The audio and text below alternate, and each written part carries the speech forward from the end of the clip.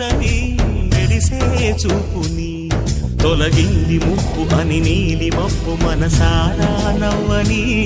చిరుజల్లు ముంపు మన ముంగిలంత ముత్యాలే చల్లని